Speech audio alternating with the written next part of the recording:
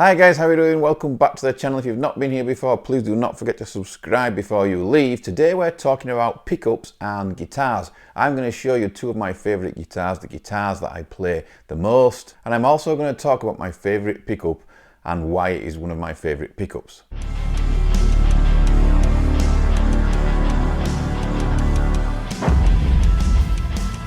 Okay guys, so first of all, let's talk about the guitars because that's the easiest part of it all. The guitars that I play the most here on the channel and at home are my Jackson DK2s.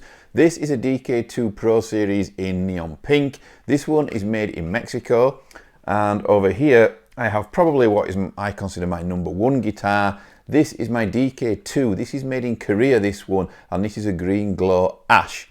Okay, now there is some difference between both of these guitars, even though really there's not supposed to be.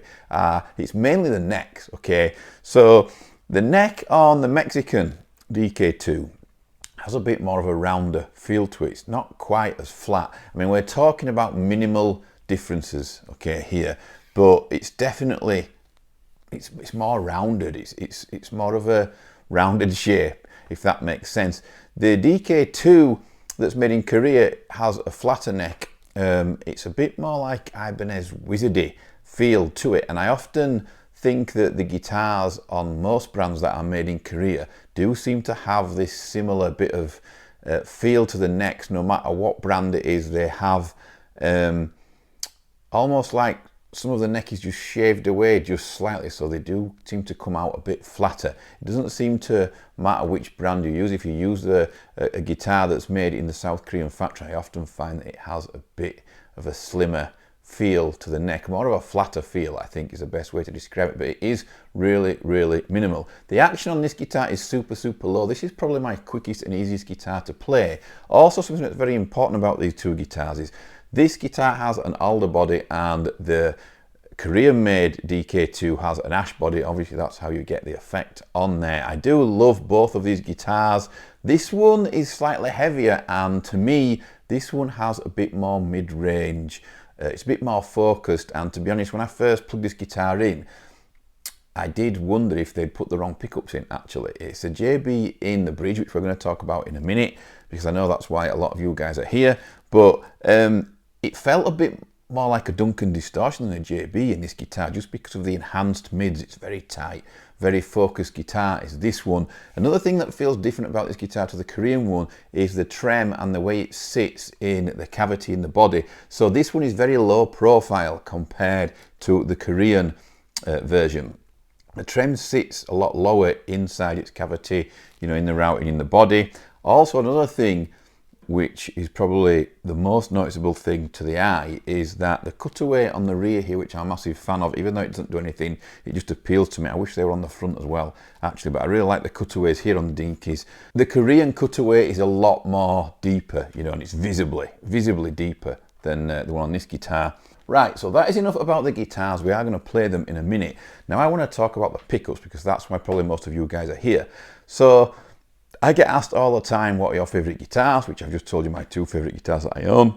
I also get asked all the time, what are your favourite pickups? And this is really hard for me to answer because I love a lot of different pickups. I have a guitar over there, a Schecter Banshee with EMG 81s in it. I have a Jackson King V over there with EMG 81 in the bridge and a 60 in the neck. And I love EMGs as well.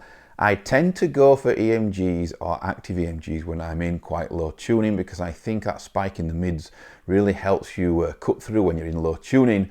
What I will say here, these two Dinkies have a JB in the bridge, and for me personally, it's a pickup that I absolutely love, and I really like the JB in either E standard, E flat, drop D, you know, or D standard, and then sometimes C sharp. Now, I don't like going any lower than C sharp tuning with a JB.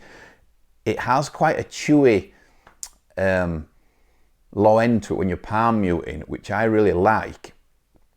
But what I often find is that that chewy low end, when you dig in, when you go to a lower tuning like C or B, it really gets a bit flubby, a bit messy and a bit unclear.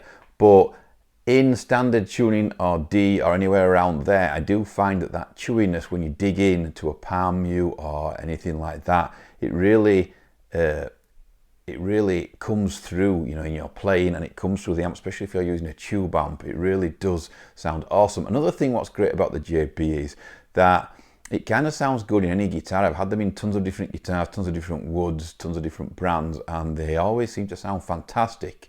And also all the amps that I use, the JB seems to sound great through in those tunings. There are quite a lot of pickups out there that I really like. I mean, to name a few, the bare knuckle nail bombs, I really like those, both the ceramic and the Alnico versions. I really like, for leads, the Damasio Evo, the original. I think that's absolutely fantastic for leads. One thing I will say about the JB, going back off track again, the JB and the 59, which is usually in the set with the JB, they sound great clean as well. They have got really nice sparkly clean tones, which I don't play clean that much, but they do sound fantastic on clean, and they can kind of suit just about any style. I think the JB and the 59 are probably the biggest selling pickup of all time. Don't quote me on it, but it wouldn't surprise me if they weren't the biggest selling pickups of all time, you know, in the history of guitar.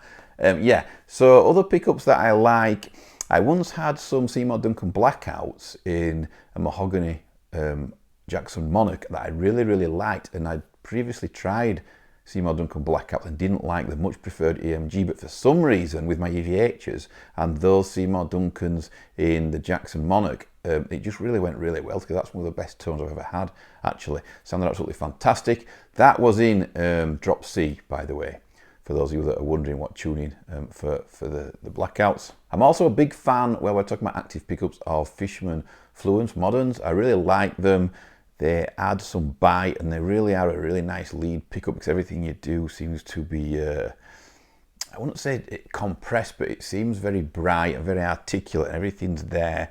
And it doesn't matter how hard you pick or how soft you pick, it definitely all springs out of the mix. So I really like them, especially for leads, anything intricate, you know, any fast metal riffs, anything like that. They go really well with the EVH Stealth over here, to the Fishman Fluence Moderns I found. So yeah, really like the new Fishmans as well. I'm a big fan of Seymour Duncan distortions. You can get away with going a touch low with Duncan distortions. You can get down to drop C and maybe drop B as well, without them sounding too muddy or mushy. I do tend to prefer 81s, like I've said, if I'm going into a super low tuning, you know, like B or C, which isn't low by today's standards, but it's low for me. Another pickup that I really like are the EVH Wolfgang pickups. They sound absolutely fantastic. They're similar to a JB, but you can get away with going just a touch lower. I had one of those in drop C, and it sounded great, whereas opposed to the JB, that didn't sound quite so good. But yeah, I think that's it. I'm going to leave it there. I could go on forever. I do like the Seymour Duncan Black Winters as well. Also, the Damasio X2N is quite a nice pickup. But yeah, I think I'll leave it there. They're probably my favourite pickups. These two are my favourite guitars. I'm now going to play both of these guitars for you guys, 3 or 4 riffs on each guitar. I'm going to be using today my Blackstar Amp 2, nothing else at all. It's just the Amp 2 going straight to my Hesu 212 cab down below. You guys won't be hearing the cab, that's just for me in the room. You guys will be getting a direct out from the Amp 2. If you're interested in checking out the Blackstar Amp 2, then please check out the link below in the description. Also, if you're interested in buying anything that you see from the channel or anything at all, please use my Anderton's affiliate link down there below in the description as well. Anything that you buy through that link helps support the channel. Without further ado, let's go. Let's check out my favourite 2 guitars and my favourite 2 pickups for the drop D tuning.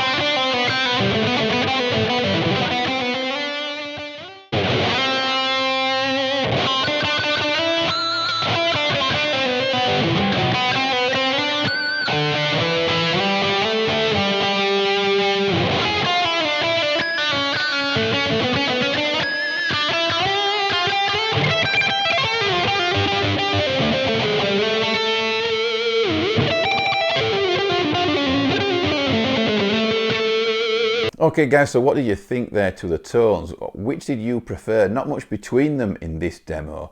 It seems to stand out a bit more, the difference, when I'm using a tube amp, to be honest, rather than the Amp 2, but you can still tell a difference, or at least I could tell one, but I could definitely feel one. You know, there's a lot more bite, a lot more mids on the Neon Pink DK2 than there is on the Korean Green Glow DK2. However, I think the Green Glow DK2 sounded a bit meatier, a bit punchier, and it had a bit more of that chewiness, which the JB is famous for. The Neon Pink still, to me, seems to have that bite and attack that you'd more kind of here in a Duncan distortion pickup. But anyway, never mind. Let me know what you guys think below. Do you like my two guitars? Do you like the tones that you heard today from the Blackstar Amped 2? But more importantly, what do you use when you are in drop D? Hope you enjoyed the video. Don't forget to subscribe, and I'll see you all soon.